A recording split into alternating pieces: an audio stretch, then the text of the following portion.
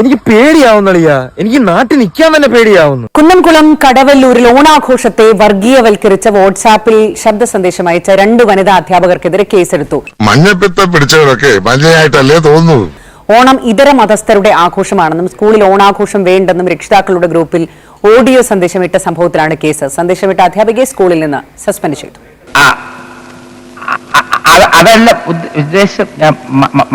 ഓണം എന്ന് പറയുന്നത് ഹിന്ദു മതസ്ഥരുടെ ആചാരമാണല്ലോ അല്ലേ? മുകുന്ദകൃഷ്ണൻ ഇത് ചെയ്യുമെന്ന് ഞാൻ തീരെ പ്രതീക്ഷിച്ചല്ല. ആ ഒരു സെലിബ്രേഷനുമായി ബന്ധപ്പെട്ട് നമ്മുടെ മക്കളോ അല്ലെങ്കിൽ നമ്മളോ അത്തരത്തിലുള്ള കാര്യങ്ങളെ ഒരു തരത്തിലും പ്രോത്സാഹിപ്പിക്കാൻ പാടില്ല. മറ്റു മതസ്ഥരുടെ ആചാരങ്ങളെ നമ്മൾ കൂട്ടുപിടിച്ചു കഴിഞ്ഞാൽ അത് ശിർക്കായി മാറാൻ ചാൻസ് ഉണ്ട്. എന്നിട്ട് മറ്റു മതസ്ഥരുടെ ആചാരങ്ങളെ നമ്മൾ ഒരു തരത്തിലും നമ്മൾ അതിനോട് പങ്കുകൊള്ളാൻ പാടില്ല. പൊട്ടന്ന ലോകപൊട്ടനാണ്, പൊട്ടന്ന ലോകപൊട്ടൻ.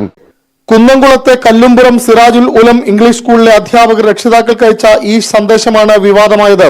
ശബ്ദ സന്ദേശം പുറത്തു വന്നതിന് പിന്നാലെ വിവിധ കേന്ദ്രങ്ങളിൽ നിന്ന് വ്യാപക പ്രതിഷേധമാണ് അധ്യാപകർക്കും സ്കൂളിനും നേരെ ഉയർന്നത്.